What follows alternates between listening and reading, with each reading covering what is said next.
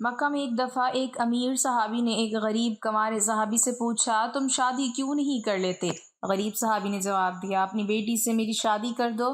امیر صحابی کو اس پر بہت غصہ آیا اور اس کو ایک تھپڑ مار دیا۔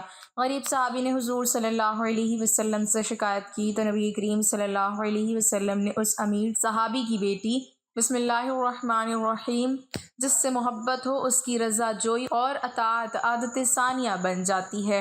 چنانچہ صحابہ اکرام رضی اللہ عنہم ہر کام میں حضور صلی اللہ علیہ وسلم کے منشا پسند کو ملحوظ رکھتے تھے اور حضور صلی اللہ علیہ وسلم کی ناراضگی سے بے حد گھبراتے تھے۔ مثلاً سیدنا سعد سیاہ فام تھے، اسلام قبول کرنے کے بعد وہ اسلام کے جانصاروں میں شمار ہونے لگے۔ ایک مرتبہ حضور صلی اللہ علیہ وسلم نے ان کی جانصاری سے خوش ہو کر فرمایا، سعد شادی کیوں نہیں کر لیتے؟ انہوں نے عرض کی، یا رسول اللہ، مجھ جیسے کالے کلوٹ اور بدصورت کو لڑکی دینا کون پسند کرے گا؟ آپ صلی اللہ علیہ وسلم نے فرمایا، جاؤ قبیلہ ثقیف کے سردار سے کہو کہ مجھے رسول اللہ نے بھیجا ہے، مجھ سے اپنی بیٹی کا نکاح کر دو۔ سیدنا سعد رضی اللہ تعالیٰ عنہ نے جا کر پیغام پہنچا دیا۔ سردار ان کی صورت دیکھ کر بہت برہم ہوا کہ اپنی حسین و جمیل بیٹی کا نکاح اس سے کر دوں۔ سیدنا سعد رضی اللہ تعالیٰ عنہ مایوس ہو کر واپس جانے لگے تو پردے کی اوٹ سے آواز آئی، جانے والے ذرا ٹھہر جا۔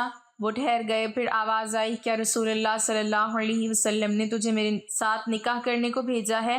اگر یہ واقعی حضور صلی اللہ علیہ وسلم کا ارشاد ہے تو بصر و چشم قبول ہے۔ اس کے بعد اس سعادت مند بیٹی نے باپ کو سمجھایا کہ آپ نے بہت برا کیا کہ رسول اللہ صلی اللہ علیہ وسلم کے پیغام پر ناک منہ چڑھائی اور حضور صلی اللہ علیہ وسلم کے حکم کی تعمیل سے انکار کیا۔ اسلام تو اللہ اور اس کے رسول صلی اللہ علیہ وسلم کی خوشنودی کے لیے سب کچھ کرنے کا نام ہے۔ بہتر ہے آپ حضور صلی اللہ علیہ وسلم کی بارگاہ میں جا کر اپنی غلطی کی معافی مانگیں۔ بیٹی کی باتوں کا باپ کے دل پر گہرا اثر ہوا اور بات سمجھ میں آ گئی کہ واقعی مجھ سے غلطی ہوئی۔ چنانچہ فوراً حضور صلی اللہ علیہ وسلم کی خدمت میں حاضر ہو کر معذرت خواہ ہوئے۔ حضور صلی اللہ علیہ وسلم نے تسلی دی اور بالآخر سعد کی شادی عرب کے اسی معزز سردار کی بیٹی سے ہو گئی۔ ایک دفعہ حضور صلی اللہ علیہ وسلم نے ایک انصاری سے فرمایا، تم اپنی بیٹی میرے حوالے کر دو۔ صحابہ اکرام کے لیے اس سے بڑھ کر کوئی سعادت نہ تھی کہ حضور صلی اللہ علیہ وسلم کی کسی خواہش کو پورا کریں۔ وہ انصاری باغ ہو گئے، لیکن سید الانبیاء نے فرمایا، میں اپنے لیے نہیں بلکہ جلبیب کے لیے یہ پیغام دے رہا ہوں۔ سیدنا جلبیب رضی اللہ تعالیٰ عنہ کو لوگ عموماً ان کی بے جا ظرافت کی وجہ سے ناپسند کرتے تھے۔ ان کا نام سن کر سوچ بچار میں پڑ گئے۔ عرض کی، حضور صلی اللہ علیہ وسلم، ذرا لڑکی کی والدہ سے مشورہ کر لوں۔ ماں نے جلبیب کا نام سنتے ہی انکار کر دیا، لیکن لڑکی خود بولی کہ رسول اللہ صلی اللہ علیہ وسلم کی بات سے انکار مناسب نہیں۔ میرے متعلق حضور پاک صلی اللہ علیہ وسلم نے جو فیصلہ کیا ہے اس کے آگے سر تسلیم خم ہے۔ مجھے امید ہے کہ حضور صلی اللہ علیہ وسلم کی رضا جوئی میں خدا مجھے ضائع نہیں کرے گا۔ یہ حقیقت ہے کہ رسول اللہ صلی اللہ علیہ وسلم سے عشق و محبت مومن کا گراں بہا سرمایہ ہے اور کسی مومن کا دل اس سے خالی نہیں ہو سکتا، کیونکہ یہی محبت اللہ تعالیٰ کے قرب اور اس کی ذات و صفات کے صحیح تصور کا واحد ذریعہ ہے۔ صحابہ اکرام رضی اللہ عنہم بڑے خوش قسمت تھے کہ یہ سرمایہ سب سے زیادہ ان کے حصے میں آیا۔ ان کے سامنے حضور صلی اللہ علیہ وسلم کا وہ حسن صورت بھی تھا جس کے ایک ایک نقش اور خد و خال میں جمال سیرت کی جھلک دکھائی دیتی تھی۔ حضور صلی اللہ علیہ وسلم کی نشست و برخاست، انداز گفتگو، صدق و امانت، اپنے بیگانے سے بے پناہ ہمدردی، شدائد و مصائب میں بے پناہ تحمل، غرض کمال انسانیت کا ایک خوبصورت پیکر تھا جو اپنی ہر ادا کی دلکشی کے ساتھ شب و روز دعوت اللہ کا فریضہ انجام دے رہا تھا، اور لوگ بن بلائے اس حسن کی کرشمہ سازیوں کی طرف کھینچے چلے آتے تھے۔ غرض محبت اور پیار کے بہترین نمونے ہمیں صحابہ اکرام رضی اللہ عنہم کی زندگی میں ملتے ہیں، جن کے دل اس سے ہمہ وقت لبریز رہتے تھے۔ صحابہ اکرام رضی اللہ عنہم رسول اللہ صلی اللہ علیہ وسلم کی اخلاق و کردار اور آپ صلی اللہ علیہ وسلم کے فرمان کی اطاعت میں بڑی سے بڑی تکلیف برداشت کر لیتے تھے، بلکہ اس میں راحت محسوس کرتے تھے، اور اموال و املاک تو درکنار اپنی جان سے بے نیاز ہو گئے تھے۔ فرمان رسول صلی اللہ علیہ وسلم بھی یہی ہے کہ تم میں کوئی کامل ایماندار نہیں ہو سکتا جب تک میں اس کے لیے اس کی اولاد، ماں باپ اور تمام لوگوں سے زیادہ محبوب نہ بن جاؤں۔ چنانچہ صحابہ اکرام رضی اللہ عنہم کی تمام زندگی شاہد ہے کہ انہیں حضور صلی اللہ علیہ وسلم کی ذات اقدس ہر چیز سے زیادہ محبوب تھی۔ ایک واقعہ ملاحظہ فرمائیں، یا رسول اللہ، ہم وہ نہیں ہیں جو موسیٰ علیہ السلام کی قوم کی طرح کہہ دیں تو اور تیرا رب جا کر لڑیں، ہم تو یہیں بیٹھے ہیں، ہم تو کہتے ہیں چلیے جدھر آپ کا رب آپ کو حکم دے رہا ہے اس طرف چلیے۔ اس اللہ کی قسم جس کے قبضہ قدرت میں میری جان ہے اور جس نے آپ کو حق کے ساتھ مبعوث کیا ہے، ہم آپ کے دائیں لڑیں گے اور بائیں لڑیں گے، آگے لڑیں گے اور پیچھے لڑیں گے، واللہ جب تک ہم میں سے ایک آنکھ بھی گردش کرتی ہے آپ کا ساتھ نہ چھوڑیں گے۔ حق و باطل کے مار کے اول غزوہ بدر پر روانہ ہونے سے پہلے ایک دراز قد اور تن و من شخص جس کے سر پر گھنے بال اور چہرے پر نہایت موزوں داڑھی ان کی وضاحت کو دوبالا کر رہی تھی، بڑے جوش اور وارفتگی کے عالم میں یہ الفاظ حضور صلی اللہ علیہ وسلم کی خدمت میں کہہ رہے تھے، اور فرط مسرت سے حضور کا روئے انور چمک رہا تھا۔ ان جملوں نے صرف حضور صلی اللہ علیہ وسلم ہی کو مسرور نہیں کیا تھا، بلکہ اس موقع پر موجود شمع رسالت کے سبھی پروانوں کے خون کو گرما دیا تھا۔ جوش شجاعت سے ان کے چہرے سرخ ہو گئے تھے اور بازوؤں کی مچھلیاں پھڑکنے لگی تھی، اور پھر جب سرور کونین صلی اللہ علیہ وسلم نے ان صاحب کے لیے دعائے خیر فرمائی تو ہر ایک کو رشک آنے لگا کہ کاش یہ الفاظ ان کے منہ سے نکلے ہوتے۔ سینہ تاریخ پر نقوش جاویدہ بن کر ست ہو جانے والے یہ لافانی الفاظ کہنے کی سعادت دین حق جس سرفروشی کو نصیب ہوئی وہ حضرت مقداد بن اسود رضی اللہ تعالی عنہ تھے۔ جذبہ فدویت کے اس بے مثال مظاہرے نے انہیں تمام صحابہ اکرام کی نظروں میں بڑا محبوب و محترم بنا دیا تھا۔ حضرت عبداللہ بن عمر رضی اللہ تعالی عنہ جو کم سنی کے باعث غزوہ بدر میں شریک نہ ہو سکے تھے، فرمایا کرتے تھے کاش میں بدر میں شریک ہونے کے قابل ہوتا اور یہ الفاظ میری زبان سے نکلتے۔ حضرت مقداد بن اسود کا اصل نام مقداد بن عمر بہروی تھا۔ بہروی انہیں اس لیے کہا گیا کہ ان کے آباء و اجداد کا وطن بحرہ تھا۔ بیان کیا جاتا ہے کہ حضرت مقداد رضی اللہ تعالیٰ عنہ کی ولادت سے پہلے ان کے قبیلے کے ایک شخص نے کسی ہمسایہ قبیلے کا ایک آدمی قتل کر ڈالا تھا، چنانچہ مقداد رضی اللہ تعالیٰ عنہ کے والد عمر بن سالبہ قصاص کے خوف سے اپنے مرزبوم یعنی جائے پیدائش کو چھوڑ کر کندہ چلے گئے، جو یمن کے اضلاع میں سے ایک شہر تھا۔ یہاں کندی خاندان کی ایک حکومت تھی۔ عمر بن سالبہ نے بنو کندہ سے حلیفانہ تعلقات قائم کر لیے اور ایک کندہ خاتون سے شادی کر لی۔ حضرت مقداد رضی اللہ تعالیٰ عنہ اسی خاتون کے بدن سے کندہ میں پیدا ہوئے اور وہیں زبان ہوئے، اور اس نسبت سے انہیں کندہ اور بزرمی کہا جاتا ہے۔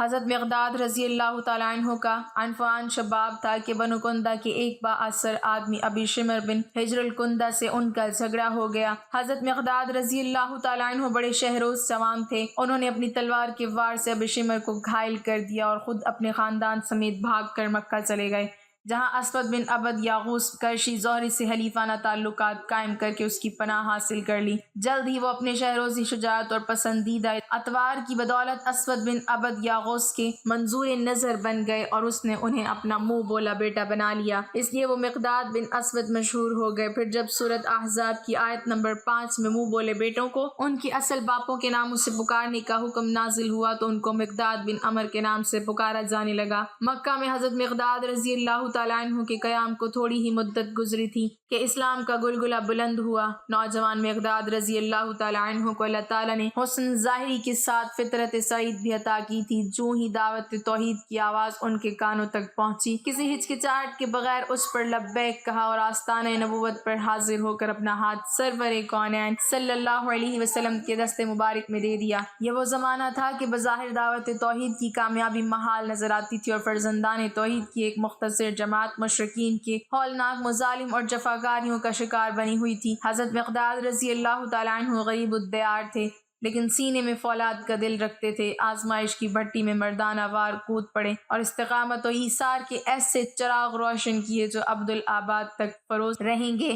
ایک روایت میں ہے کہ وہ ان 7 مسلمانوں میں سے ایک تھے جنہوں نے سب سے پہلے ساقی کوثر کے دست اقدس سے بادۂ توحید پیا، لیکن متعدد دوسری روایتوں سے معلوم ہوتا ہے کہ اس وقت پرستارانہ حق کا حلقہ اس سے زیادہ وسیع ہو چکا تھا۔ ہجرت صورت ان کے قدیم الاسلام ہونے میں کوئی شبہ نہیں۔ قبول اسلام کے بعد دوسرے سابقین اسلام کی طرح وہ بھی مشرکین کی پنجہ ظلم و جفا کے اسیر ہو گئے۔ جب کفار کی سختیاں حد سے بڑھ گئیں تو حضور صلی اللہ علیہ وسلم کے ایمان پر حبشہ کو ہجرت ہجرت کر گئے۔ حبشہ میں ایک عرصہ تک غریب الوطنی کی زندگی گزارنے کے بعد مکہ واپس آئے۔ اس وقت مسلمانوں کو ہجرت مدینہ کی اجازت مل چکی تھی اور وہ مسلسل ترک وطن کر کے مدینہ جا رہے تھے۔ حضرت مقداد رضی اللہ تعالیٰ عنہ اور ان کے ایک ساتھی حضرت عتبہ بن غزوان رضی اللہ تعالیٰ عنہ کے راستے میں کچھ ایسی رکاوٹیں حائل ہو گئیں کہ وہ عرصہ تک مدینہ کا عزم نہ کر سکے۔ ابن اسیر رحمۃ اللہ علیہ کا بیان ہے کہ شوال 1 ہجری میں 200 آدمیوں پر مشتمل مشرکین مکہ کا ایک متجسس فوجی جد تھا،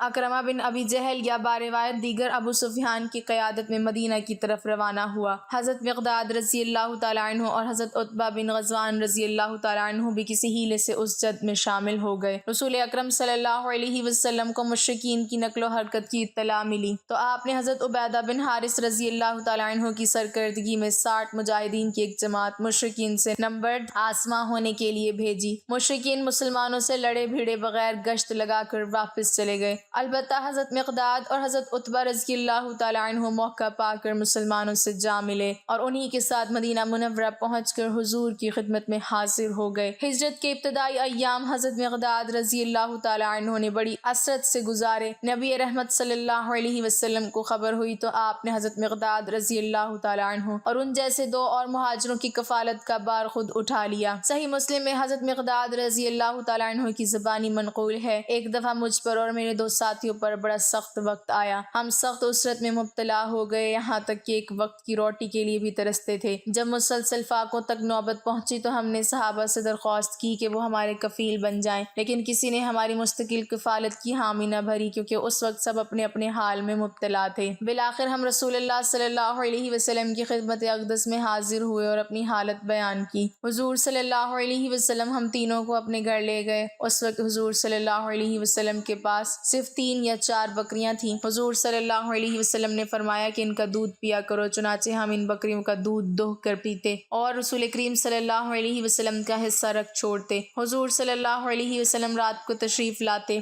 پہلے ہمیں آہستگی سے سلام کرتے، اس طرح کہ جو سوتا ہو وہ جاگ نہ پڑے اور جو جاگتا ہو وہ سن لے۔ پھر آپ مسجد میں جا کر نماز پڑھتے، نماز سے فارغ ہو کر پھر تشریف لاتے اور اپنے حصے کا دودھ نوش فرماتے۔ ایک دن میں اپنے حصے کا دودھ پی چکا تو شیطان نے میرے دل میں وسوسہ ڈالا کہ حضور اپنا بہت سا وقت انصار کے ہاں گزارتے ہیں، وہ آپ کی خدمت میں اشیاء خورد و نوش ہدیہ پیش کرتے ہوں گے، آپ ان کو تناول فرماتے ہوں گے اور آپ کو اس دودھ کی ضرورت نہیں ہوتی ہوگی۔ چنانچہ یہی تصور کر کے میں سارا دودھ پی گیا اور حضور صلی اللہ علیہ وسلم کے لیے کچھ بھی باقی نہ رکھا، لیکن دودھ پینے کے بعد خیال آیا کہ ممکن ہے حضور بھوکے ہوں گے اور جب اپنے حصے کا دودھ نہ پائیں تو مجھے بد دعا دیں گے، اس طرح میرا دین اور دنیا دونوں برباد ہو جائیں گے۔